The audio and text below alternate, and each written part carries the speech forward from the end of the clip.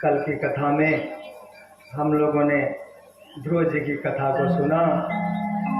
ध्रुव जी के सामने जब भगवान नारायण आए तो ध्रुव जी उस समय पर ध्यान मग्न थे।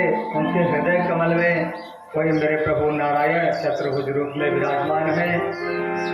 मंद मंद भगवान मुस्कुराए जा रहे हैं। ध्रुव को देख करके पीताम्बर फहरा रहा है, वह छवि उनके अंदर विराजमान है।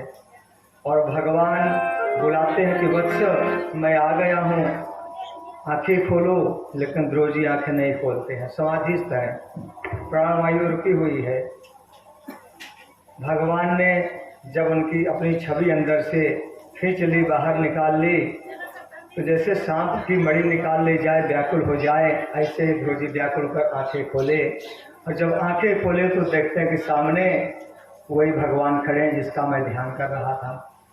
और जब भगवान का दर्शन हुआ, ध्रुव जी तो घबरा गए कि मैंने गुरु जी से या माता जी से पूछा नहीं था कि भगवान आ जाएंगे तो मुझे करना क्या होगा, किस तरह से भगवान की स्तुति करनी होगी। 5 वर्ष के मात्र ध्रुव जी हैं। अब ध्रुव जी भगवान के चरणों में लेटकर प्रणाम करते हैं, फिर बैठकर हाथ जोड़ते हैं, भगवान को देखते हैं, फिर प्रणाम करते हैं। अब भगवान मुस्कुराए जा रहे हैं। ध्रुव को देखकर ध्रुव जी घबराए जा रहे हैं, क्या कहें। भगवान ने अपना पांचजन्य शंख ध्रुव के कपोल कालों से स्पर्श कराया और स्पर्श करते ही ध्रुव जी के अंतःकरण से दिव्य पद्ममयी वाणी निकल पड़ी।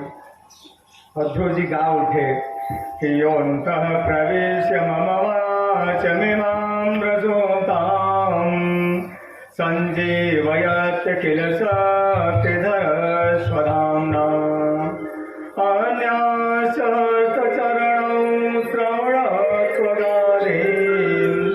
प्राणान् नमो भगवते पुरुषाय तुभ्यम्। हे प्रभु, आपकी कृपा से मेरी ये जो सोई हुई वाणी थी, आप ही मेरे अंदर प्रविष्ट हो गए। योऽन्तः प्रविष्ट मम वाचमिमां प्रसूतां, मेरी सोई हुई वाणी को आपने जगा दिया है। अब मैं ये नहीं समझ पा रहा हूं कि मैं कहां से आपकी वंदना आरंभ करूं। आप अंदर आते ही समस्त जीवों, चराचर जीव के हाथ पैर कान नाक जो चलते हैं, क्रियाशील होते हैं, हम सांस लेते हैं, ये सब आप अंदर बैठ करके ही सब कराते हैं। अगर आप अंदर से निकल जाएं, आपकी इच्छा रुक जाए, तो व्यक्ति एक सांस भी नहीं ले सकता है। इसी तरह ध्रुव जी 12 श्लोकों में भगवान की स्तुति करते हैं। भगवान ने आशीर्वाद दिया कि बेटा तुम घर जाओ, 36,000 वर्षों तक राज करना। ध्रुव जी ने कहा नहीं प्रभु, इसके पहले तो बड़ी इच्छा थी कि आप मिलोगे तो मैं क्या क्या मांगूंगा, ये मांग लूँगा, वो मांग लूँगा। आपके दर्शन मात्र से सारी कामनाएं समाप्त हो गई। अब मुझे कुछ भी नहीं चाहिए। लेकिन भगवान ने कहा तुझे नहीं चाहिए, लेकिन तेरी जो माँ है वो इंतजार कर रही है कि मेरा बेटा जंगल में गया है, पता नहीं शेर भालू खा गए होंगे कि क्या कैसी स्थिति रही होगी, इसलिए तुम जाओ। और यहाँ से चल दिए। अब ध्रुव जी को 5 वर्ष की अवस्था में भगवान का दर्शन हो गया। यह बात आग की तरह फैल गई तीनों लोकों में। उत्तानपाद को भी पता लगा कि मेरे पुत्र को भगवान ने दर्शन दे दिया है। वो पूरी सेना के साथ, हाथी घोड़े के साथ स्वागत के लिए निकल पड़े। उनकी जो विमाता थी, सौतेली माता सुरुचि, वह भी आरती का थाल सजा करके खड़ी हो गई, जिसने पिता की गोदी से उठाकर फेंक दिया था कि अगर तुझे इनके गोद में बैठना है तो भगवान की तपस्या कर और मेरी कोख से जन्म ले, तब इनकी गोदी में बैठेगा। आज वही विमाता थाल सजा करके खड़ी है। क्यों? क्योंकि प्रभु की कृपा हो गई है, नारायण की कृपा हो गई है। इसी बात को गोस्वामी जी ने लिखा है रामचरितमानस में, जा पर कृपा राम कर होई, आप कृपा करई सब कोई। जा पर कृपा राम के होई, आप कृपा करई सब कोई। आप कृपा राम के होई, आप कृपा करई सब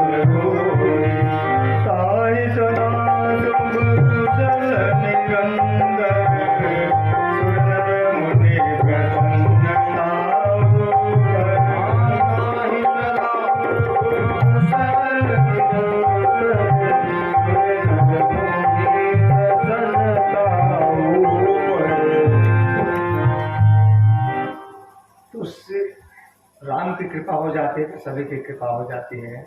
उसका हमेशा कुशल ही होता रहता है। सूर नर मुनि प्रसन्नता ऊपर। और आगे कहते हैं क्या कि सोई विजयी विनयी गुण सागर हस सुजस त्रैलोक उजागर। सोई विजयी विनयी गुण सागर हस सुजस त्रैलोक उजागर। सोई विजयी विनयी गुण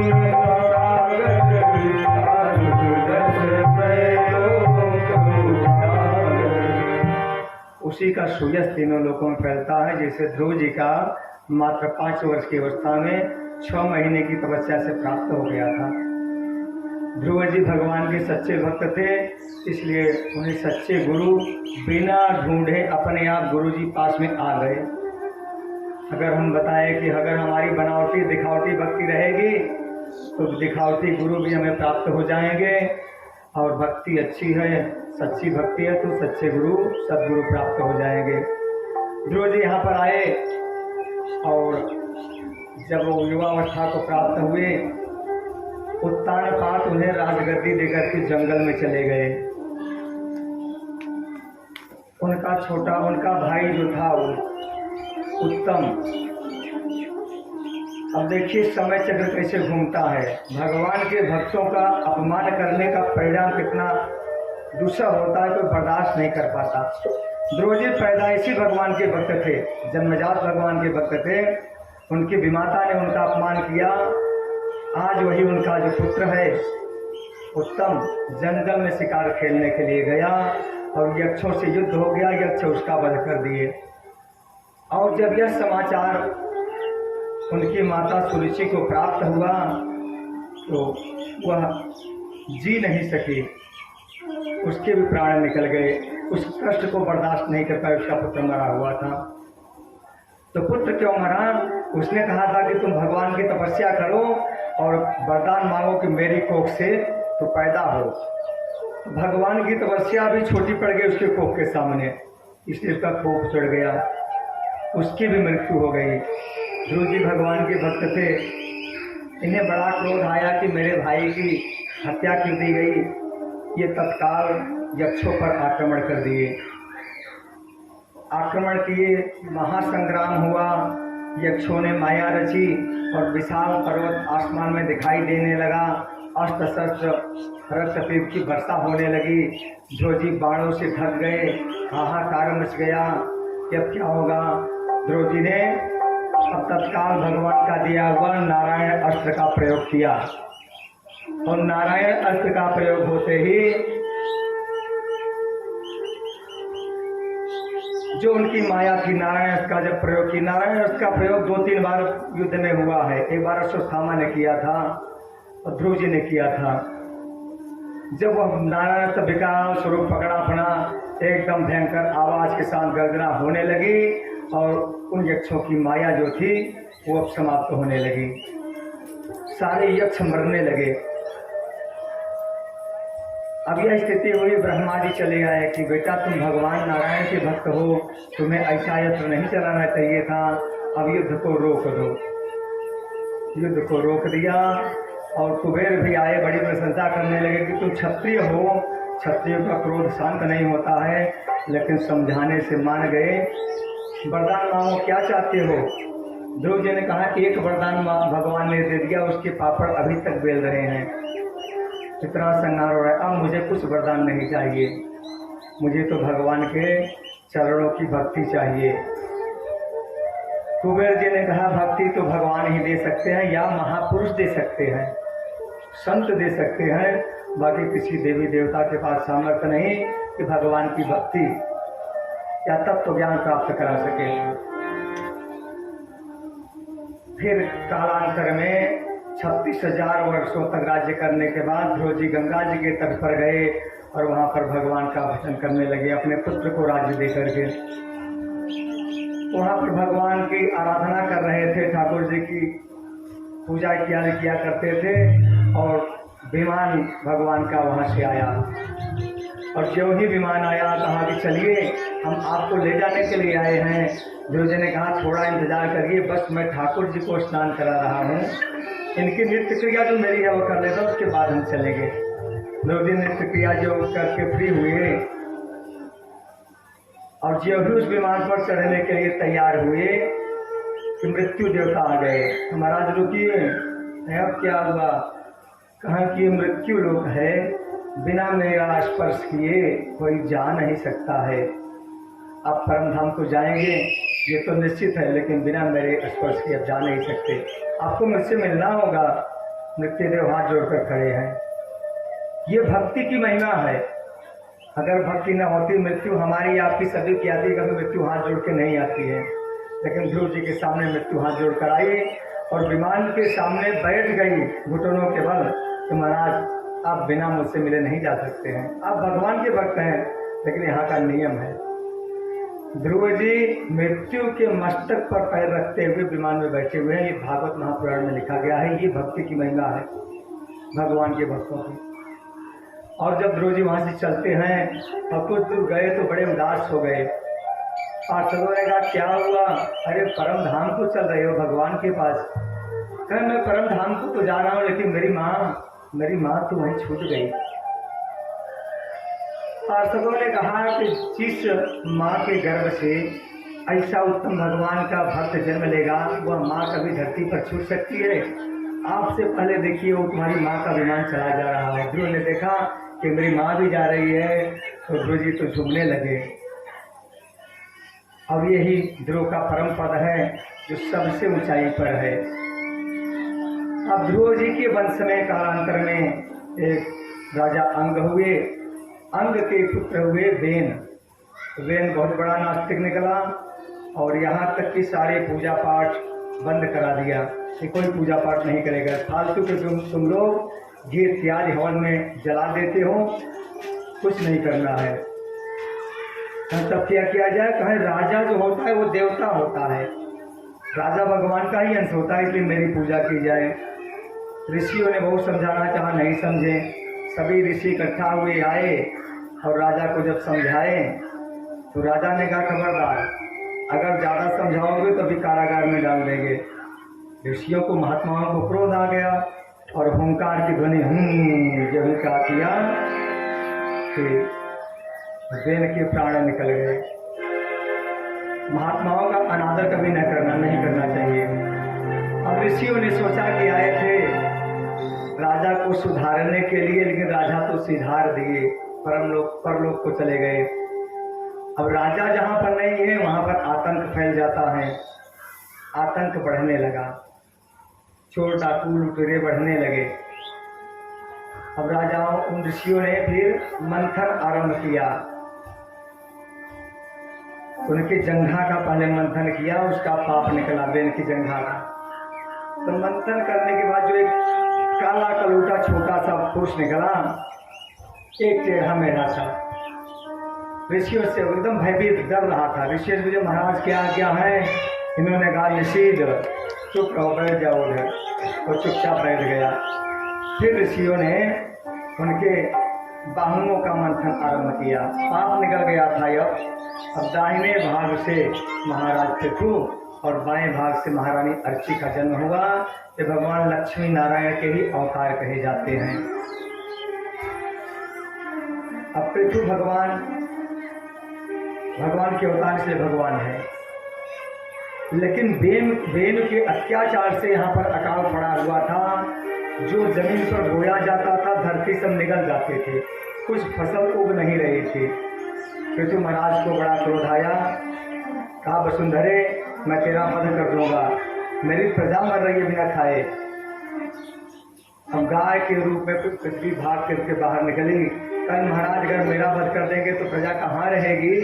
उन्होंने कहा मैं अपने योग बल से प्रजा को ऐसे ही रख लूंगा, लेकिन तुझे तो मार दूंगा।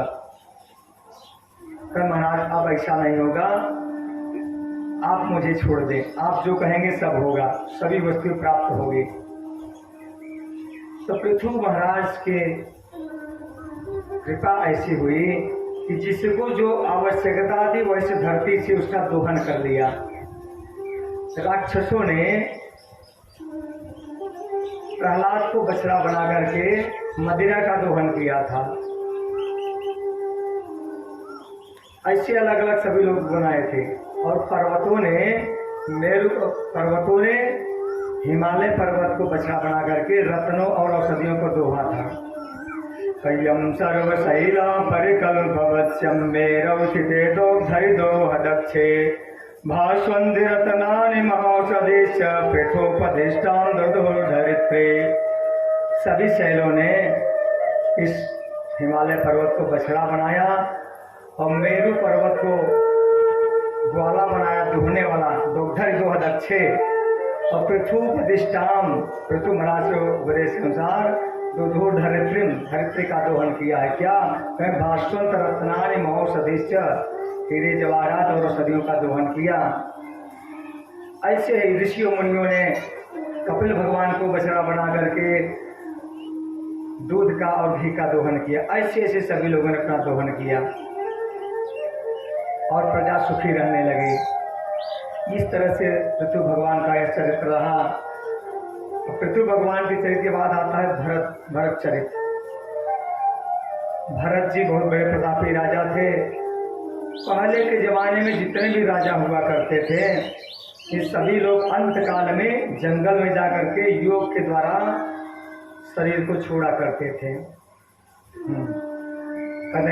शैशवे अभ्यस्त विद्यानां यौवने विषयैषिणां वार्धके मुनिवृत्तीनां योगेनान्तीत्यनुत्थिजाम्। शैशवावस्था में पहले के राजा लोग अच्छी विद्या ग्रहण करते थे।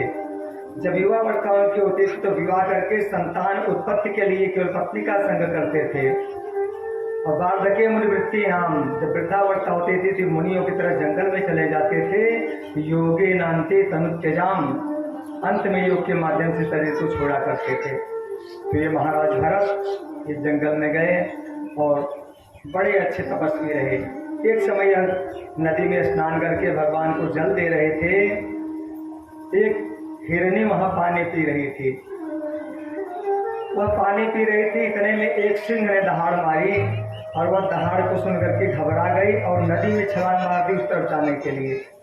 और जब छलांग लगाई तो वह उसके उदर में बालक लगभग 9 महीने का था और वह प्रसव उसका उसी जल में हो गया। और सिंह ने, वह हिरनी नदी दागने के बाद उसके प्राण छूट गए। अब बच्चा पानी में डूबने लगा। ये महात्मा अब क्या करें, दौड़ करके बच्चे को उठा लिए, अपने आश्रम में लाए, सेवा करने लगे। अब बालक से अनुराग हो गया उस हिरण के बच्चे से। धीरे धीरे अभी देखिए घर छोड़कर आए हैं, प्रभु की माया कब कहाँ किसे फंसा ले। इतना अनुराग हो गया कि बिना उसे चैन न आए। भजन कम हो गया उनका। भजन तभी होगा जब आप दुनियादारी से दूरी बनाएंगे तभी। अब हमेशा उसी का याद करते रहते। बाद में वह हिरण जब बड़ा हुआ तो अपने झुंड में चला गया और उसी हिरण की याद में कि पता नहीं शेर भालू क्या उसे खा गए होंगे। इसी अंत समय में मरते समय उसी हिरण की याद आ गई तो अगले जन्म में ये हिरण हो गए। गीता में भगवान ने कहा कि अंते यामति सागति, अंत में हिरण की मति आ गई तो वही गति हो गई। लेकिन भजन का प्रताप याद रहा कि उन्हें भूले नहीं, सब कुछ प्राप्त याद रहा। अब यह हरी घासों को नहीं चढ़ते हैं, सूखे पत्तों को खा खा करके जीवन बिताते हैं। इसमें जान है, माँ खाते हैं।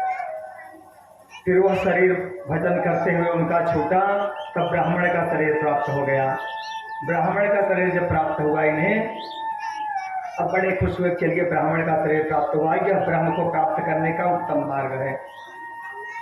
अब पिताजी ने सोचा कि इनको पढ़ा दें, पूजा पाठ सिखा दें, तो जजमानी अच्छी सी करेंगे, 10 रुपया कमाई है। अब इनको पढ़ाने लगे तो पढ़ते ही नहीं थे। कहें गायत्री मंत्र याद कर लो बेटा, पढ़ना है, ये यादें नहीं करते थे। इनको तो तत्व ज्ञान है, गायत्री से क्या मतलब इन्हें। अब पिताजी ने इन्हें कहा चलो अच्छा मैं 108 बार गायत्री पढ़ रहा हूँ, तुम ध्यान से सुनना। पिताजी ने 108 बार गायत्री पढ़ा और फिर पूछा बेटा याद हो गई। इन्होंने कहा महाराज जब से आपने 108 बार गायत्री पढ़ा है, इतने में यहाँ पर 9000 चींटियाँ इस बिल में प्रवेश कर गई। मैं गिन रहा था उनको। पिताजी ने डांटा, मूर्ख रही का एकदम जड़ बुद्धि है तू, अरे मैं तुझे गायत्री पढ़ा रहा हूँ, तू चीटियाँ गिन रहा है, तू कुछ भी नहीं पढ़ेगा, तू महामूर्ख है। अब मूर्खता की मोहर लग गई। अब घर वाले भी काम कम बताने लगे, जान तो पागल है। बड़े खुश हो गए। अब इनको भेज दिए कि तुम कुछ करते नहीं, जाओ वहाँ पर चिड़िया उड़ाओ फसलों में। अब आराम से बैठे रहते हैं कि रामा की चिड़ई रामा के खेत, खाए ले चिड़ई भर भर के। अब वहीं उड़ाते थे। एक समय डाकुओं के सरदार ने एक नर बलि देने की प्रतिज्ञा की थी। उसका कार्य हो गया तो नर बलि के लिए भेजा कि जाओ कहीं से मनुष्य लेके आओ। अभी वहाँ पर अपने फसल की रक्षा कर रहे थे, डाकू आए, पकड़ के ले गए इनको वहाँ। जब वहाँ पर ले गए काली माँ के सामने वध करने के लिए, तो भगवान के बस में कोई फर्क नहीं पड़ता, चलो चलते हैं, माला फूल बना दिया, पहन लिए, तुम्हारी बलि दी जाएगी, चलो कोई बात नहीं, दे दो बलि। मैया के सामने लेटा दिए। और जब ही तलवार लेकर के वह डाकुओं का सरदार वध करना चाहा, माँ काली ने देखा कि भगवान का परम भक्त कन्हैया महापुरुष है, इसका वध कर रहे हैं। प्रकट हो गई महाकाली की मूर्ति में से एकदम विकराल रूप धर करके और भयंकर गर्जना के साथ मैया ने सभी का वध कर दिया, सभी डाकुओं का। अब इन्होंने कहा कि चलिए, माँ काली ने तो बचा लिया, अभी कुछ संस्कार बाकी नहीं, हो सकता इसी में मैं भगवान के पास चला जाता। अब यह पूरा पूजा ध्यान करने लगे। अब एक समय यही राजा रघुवर जा रहे थे पालकी में बैठ करके तब तो ज्ञान लेने के लिए ऋषियों के पास। रास्ते में एक मिल गया कहार का, स्वास्थ्य बिगड़ गया। स्वास्थ्य बिगड़ने के कारण अब डोली कौन उठाए, तो देखते हैं कि एक महात्मा मोटा ताजा चला जा रहा है, कहार कौन डोलाए, चलो पालकी में लग जाओ, महाराज को ले चलना है। रघुगढ़ की पालकी में ये लग गए। देखिए कैसे महापुरुष है ये, कुछ भी कहो कुछ नहीं करते, नहीं करना है, सब करने के लिए तैयार है।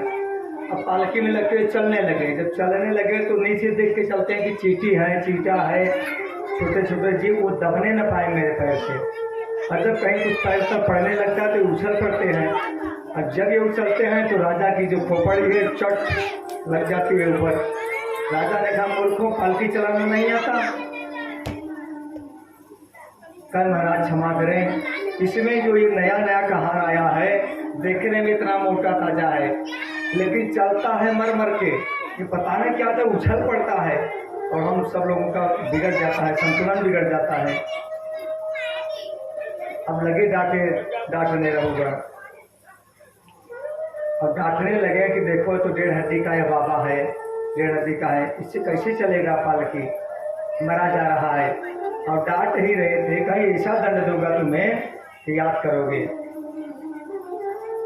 अब अभी तक जब भरत बोले नहीं हैं, पहली बार ही बोलते हैं, जो कहते हैं लोग वही करते हैं। आज इन्होंने कहा कि राजन, आप किसे दंड दोगे? मैं कोई शरीर नहीं हूँ, न मैं दुबला हूँ न मैं मोटा हूँ, मुझे कोई दर्द नहीं होता है, मुझे कोई काट नहीं सकता, मुझे कोई मार नहीं सकता, मुझे कोई जला नहीं सकता है, मैं तो आत्मा हूँ।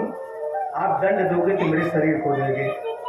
अब यह बात सुनते ही राजा को लगा, यही बात तो मैं तत्वदर्शियों से सुनता हूँ, जो ये कहार बता रहा है। और जब गौर से देखें तो उनके कांधे पर जनेऊ दिखाई दिया कि जनेऊ है। अब देखते ही पालकी से कूद पड़े चरणों में कि महाराज क्षमा करें, मैं देवराज इंद्र से नहीं डरता हूँ, ना हम विभ्राम सुरराज वज्रा, मैं सुरराज वज्र से भी नहीं डरता हूँ, मैं यमराज के कालदंड से नहीं डरता हूँ, मैं भगवान शिव के त्रिशूल से नहीं डरता हूँ, लेकिन ब्राह्मण के अपमान से जरूर डरता हूँ कि वो अपमान कर देंगे, कोई साफ दे देंगे। उन्होंने कहा, घबराओ मत, मैं साफ देने वाला ब्राह्मण नहीं हूँ।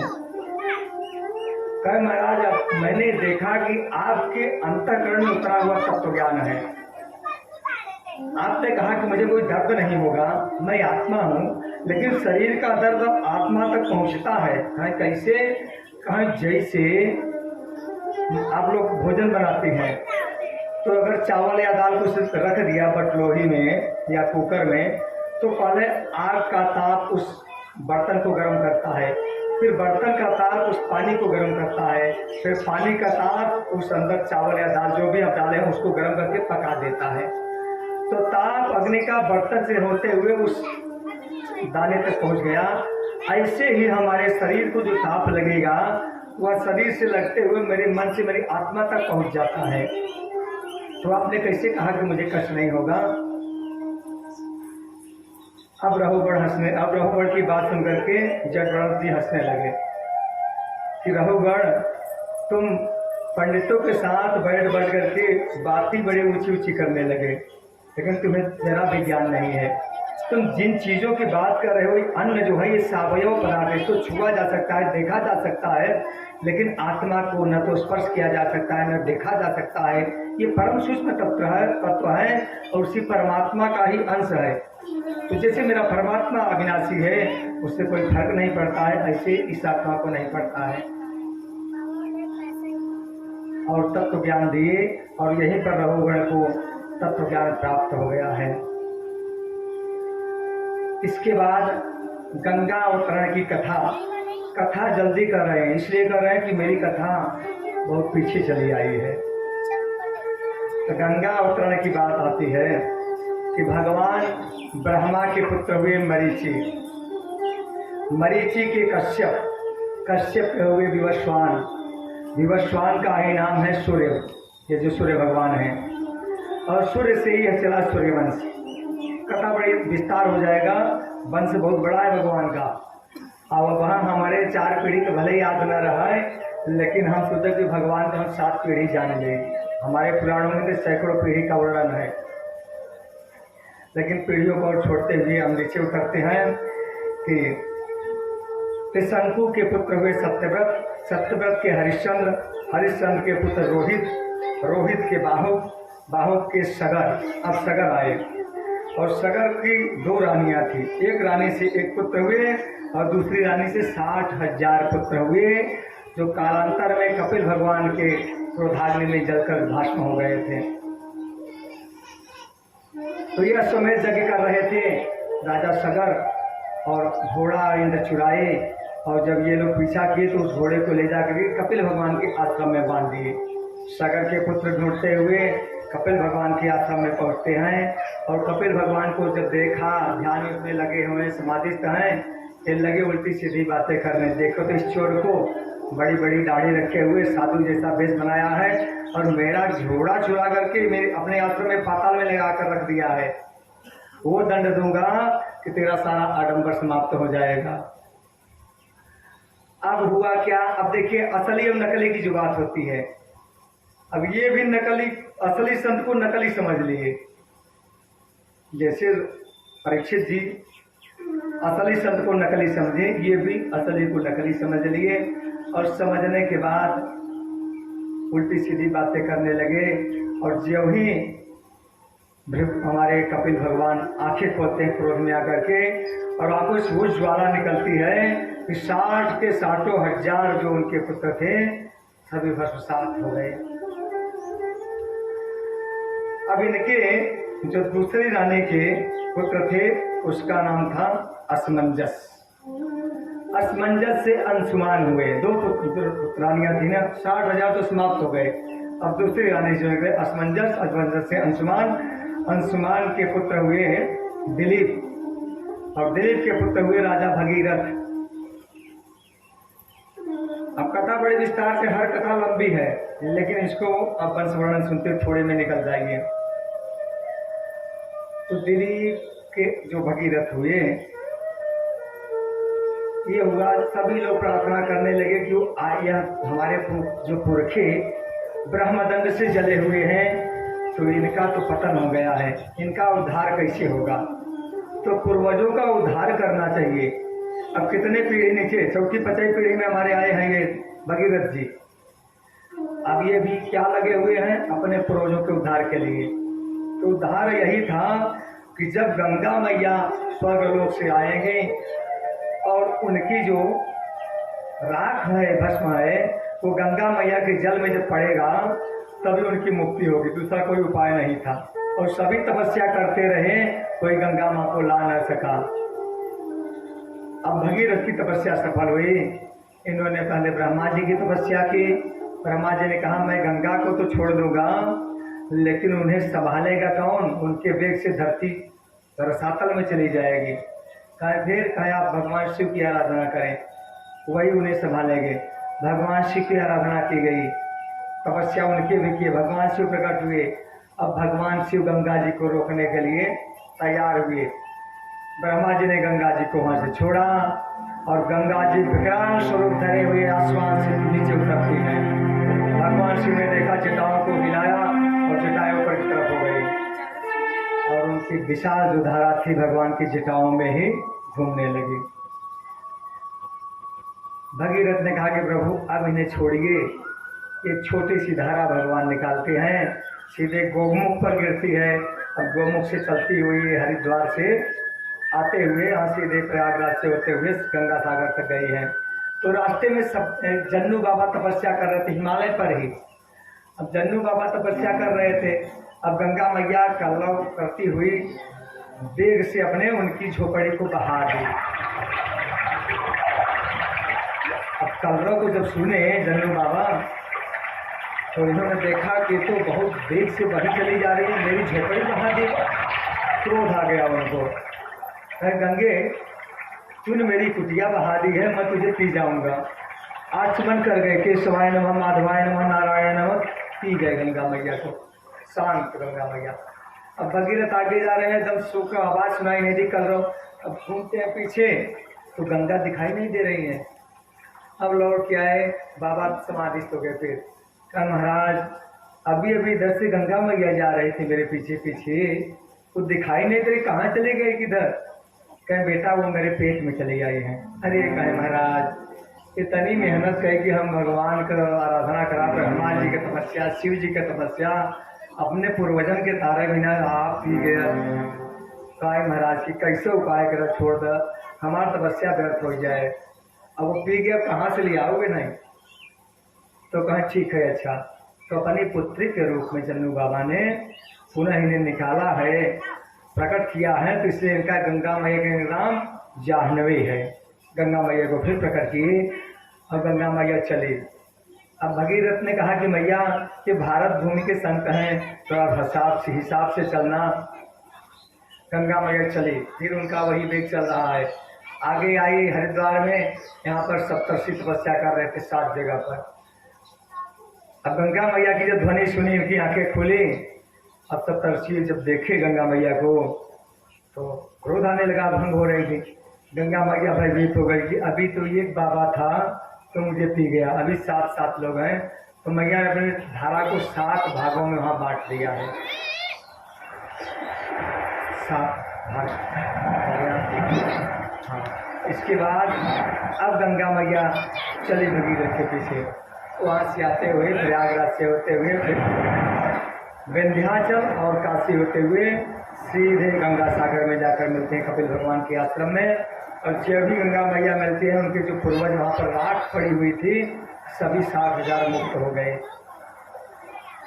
ये रहा गंगा अवतरण की कथा ये रही। अब कथा आती है, इसके बाद लोकों का वर्णन है कि यहाँ से कितने कितने दूरी पर कौन कौन से ग्रह स्थापित हैं। बृहस्पति से 11 लाख योजन ऊंचाई पर शनि जी हैं। शनि से 15 लाख योजन की ऊंचाई पर ध्रुव जी हैं।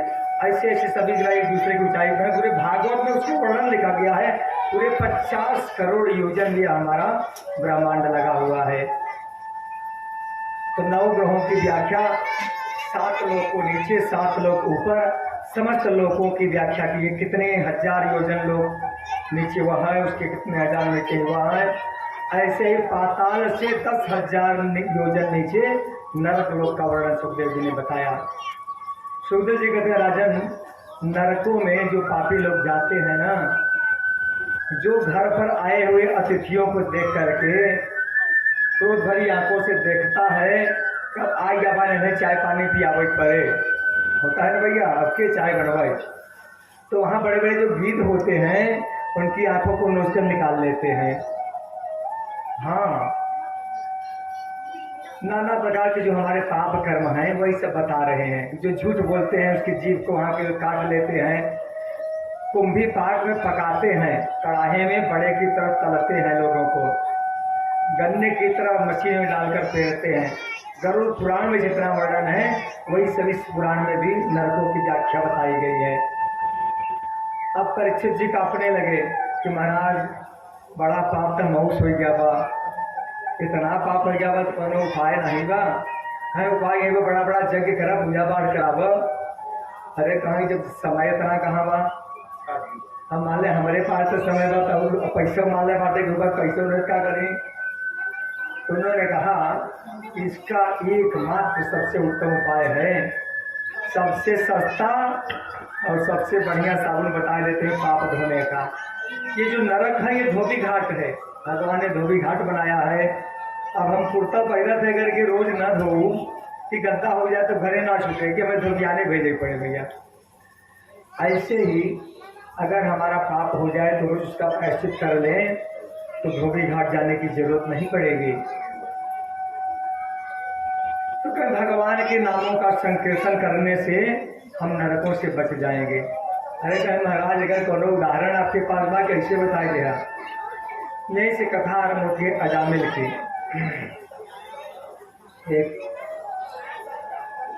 अजामिल नाम का ब्राह्मण था, बड़ा ही भगवान का भक्त था, गुरु जी की सेवा किया करता था और नित्य ही गुरु जी की सेवा में फूल इत्यादि तोड़ा करता था। प्रातः काल दोपहर में समुदाय इत्यादि लाया करता था, गुरु जी को हवन करने के लिए सेवा में लगा रहता था, बाकी घर का भी कार्य देखता था।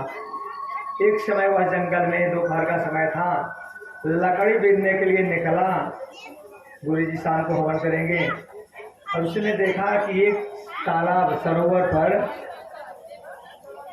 एक वैश्या है, उसके साथ एक शूद्र रमण कर रहा है। वह सुंदर वैश्या देख करके उसी में आसक्त हो गया और उसे बहुत देर तक देखने लगा। इतना भगवान का भक्त था लेकिन वह सब भूल गया। इसीलिए कहते हैं कि सपने उन्हें देखे पर दोषा, दूसरे के दोष को नहीं देखना चाहिए। अगर दोष देखा तो अंदर दोष आ गया, वैश्या में आसक्ति इसकी हो गई। अब यह प्रयास करने लगा कि कैसे उस वैश्या से मिले। वैश्या से मिला, वैश्याएँ किसी की होती नहीं है, जो उन्हें रुपया पैसा देगा बस उन्हीं की होती हैं। तो जितना रुपया पैसा था तब ले जाकर उसको दे दिया, उसी के साथ रहने लगा। अब कोई ब्राह्मण अगर वैश्यावृत्ति करने लगे तो अब से कौन बुलाएगा अपने यहाँ पूजा पाठ के लिए भैया। तो उसकी वृत्ति जो थी, रोजी रोटी, वो समाप्त हो गई। अब कोई बुलाएगा नहीं तो क्या, किसका विवाह हुआ था, पत्नी को छोड़ के वैश्या के साथ रहने लगा, पूजा पाठ बंद हो गया। अब क्या करे, अब जंगल में जाकर के शिकार करने लगा, कुछ न मिले तो करवे कर दिया।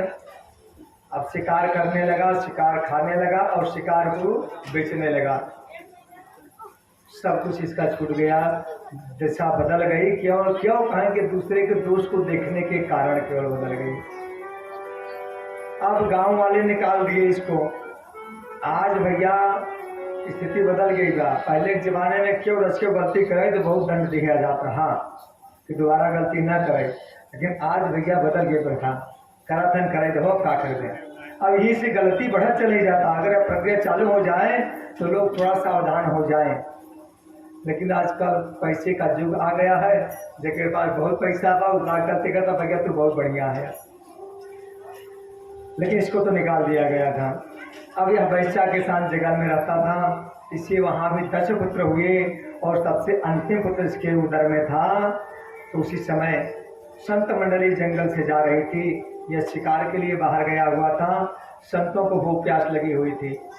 संतों ने कहा महाराज, वहाँ पर देखा जब कुटिया को तो देखिए वैश्या निकली, कहे देवी हमें लोगों को बहुत प्यास लगी है, आप पानी पिला दो।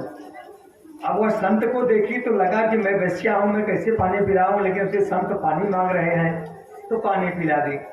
पानी पी के उन्हें तृप्ति हुई, कहे देवी बहुत भूख लगी है, कुछ अगर आपके पास हो तो मैं ही बना खा लूँ। अब क्या करें, सबला करके रख दिए, लोग बना खा लिए। कहे अब हम चलेंगे, लेकिन उसने कहा महाराज एक बहुत बड़ी गलती हो गई हमसे, हमें क्षमा करें और मेरी गलती सुन लें। कहे क्या हुआ? अपनी कथा बता दी। कहे कोई बात नहीं, तो वैश्या थी, बता दी, यही तुम्हारा प्रायश्चित है। लेकिन तुम्हारे पेट में जो बालक है उसका नाम तुम नारायण रखना मेरे कहने से, शायद उसी से तुम्हारे पति की मति बदल जाए। अब ये लोग तो चले गए। अब वो आए वहां से, जब अजामिल आया तो देखा दुआरे भाई हरा वरा लगा रहा। कहीं कैसा हरा लगा भैया? कहीं चाचे साधु आए रहे, दुकान रख खिया दिया। कहीं तरी मेहनत से अब शिकार करके कैसे कैसे कमा के इन्हें पे खियावे मिला के। देखिए भक्त था लेकिन रहनी से बदल जाता है सब कुछ विचार। उसने कहा बहुत भूखे थे, हमसे मांगे, हम खिला दिए, घबराओ मत, जाने दो। लेकिन उन्होंने कहा कि मेरे बेटे का नाम नारायण रखना। उसने कहा बेटा हमारा है, उनके कहने से नाम नहीं रखा जाएगा, मैं जो समझ में आएगा वही नाम रखूंगा। लेकिन वेश्या ने जब आग्रह किया तो उसे इतना प्रेम करता था कि उसके कारण रख लिया नाम नारायण जन्म लेने के बाद। अब नारायण से इसका बड़ा प्रेम हो गया, इतना प्रेम हो गया कि हमेशा बेटा नारायण हमेशा बुलाता था। और भगवान का नाम चाहे जैसे आप लेंगे वह कल्याण करने वाला है, हमारे पापों का हरण करने वाला है। चाहे जैसे लें, जिस विधि से नाम को लेंगे हमारे पापों का हरण वो करेगा ही करेगा। अब अंत समय में यह स्मरणासन्न हुआ और यमराज के दूत आगे इसे ले जाने के लिए। बगल में इसका बेटा नारायण खेल रहा था। एक घबराया यमराज को दूतों को देखकर और तुरंत बुलाया बेटा नारायण। नारायण का ही पाया ना कि फिर बोल नहीं पाया। अब क्यों नारायण को बुलाया ये तो अजामिल जाने। और नारायण कहते भगवान नारायण के पार्षद घूम रहे थे, वो तत्काल आ गए और यमदूत अपने पासों से इसकी आत्मा को खींच रहे थे। भगवान के पार्षदों ने मार करके रोक दिया। खबरदार, इन्हें वाले मतलब ये मेरे साथ चलेंगे, इन्होंने मेरे स्वामी को पुकारा है। यमदूत ने कहा नहीं, तुम्हें भ्रम हुआ है, तुम्हारे स्वामी को नहीं, इसने तो इतने पाप किए हैं, अपने पुत्र को पुकारा है, नारायण को नहीं पुकारा है। इसके बेटे का नाम नारायण है।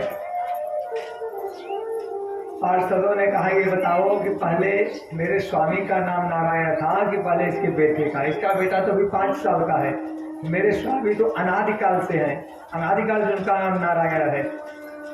दूत नहीं मान रहे थे यमराज के, इतनी पिटाई की भगवान के पार्षदों ने कि दूत वहां से भाग निकले। यमराज के पास पहुंचते हैं और यमराज के सामने अपना यह सोटा और कमंडल रख दिए। कहीं क्या हुआ? कहीं नौकरी ना हुए। कहीं का है? कहीं अरे हमें ड्यूटी मिली हुई जाप हम नहीं आओ लिए हम मरा।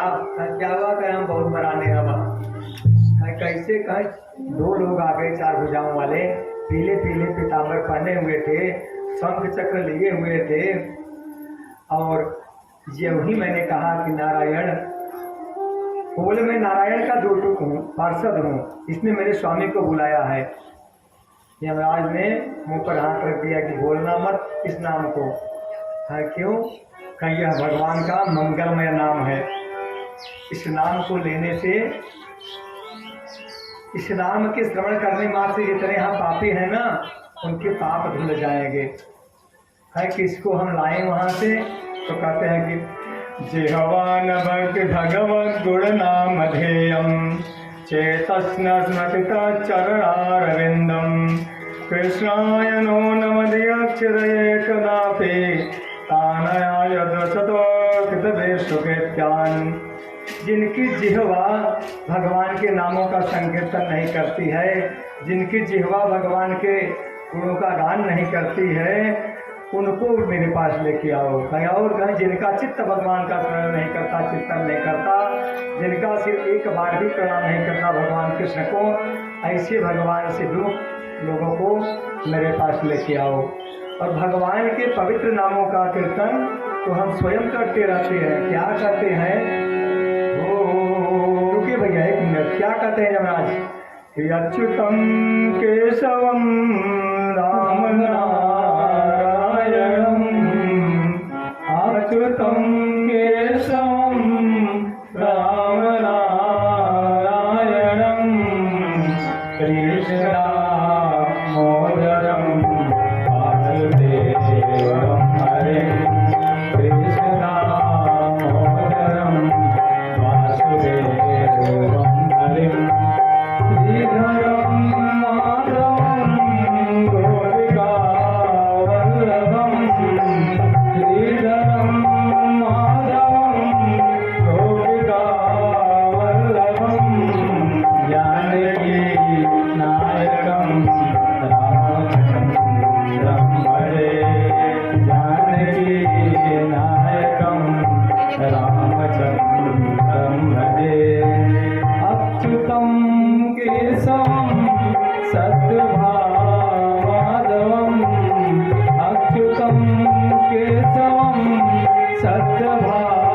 माधवम माधवम श्रीधरम राधिका राधिकम माधवम श्रीधरम राधिका राधिकम इंदिरा मंदिरम चेतसा सुंदरम इंदिरा मंदिरम चेतसा सुंदरम देवकी नंदनम नंदनम सन्नदे देवकी नंदनम नंदनम सन्नदे देवकी नंदनम नंदनम सन्नदे।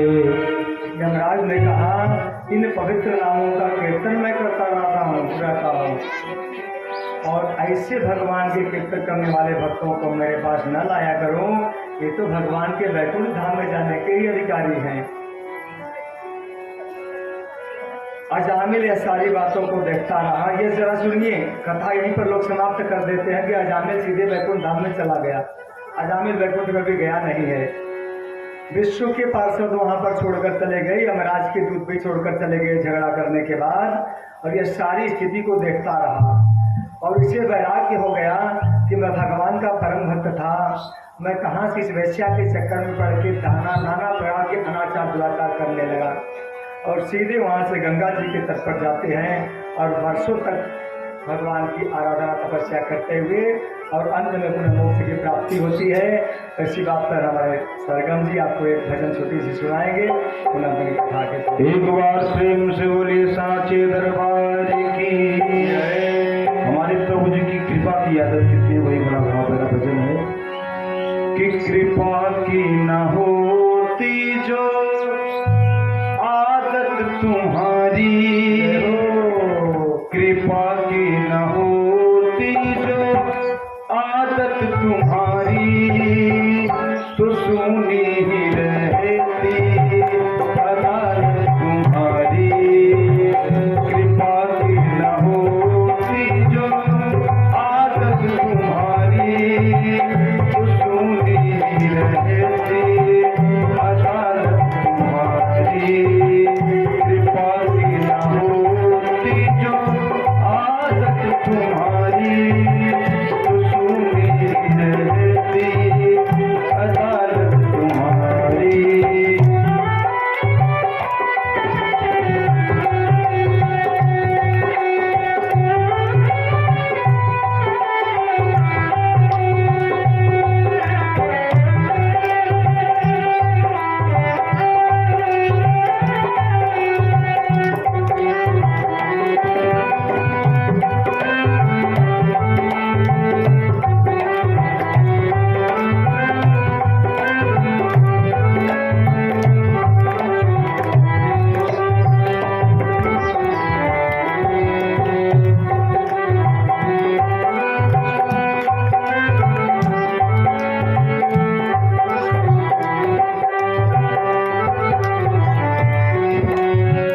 दिलों के दिलों में जगह तुम न पाते ऐसे में प्रभु जी कहाँ तुम जाते दिलों के दिलों में जगह तुम न पाते ऐसे में प्रभु जी कहाँ तुम जाते घर घर होती ना इबादत तुम्हारी घर घर होती ना इबादत तुम्हारी तो सुनी रहती अदालत तुम्हारी कृपा की न होती जो आदत तुम्हारी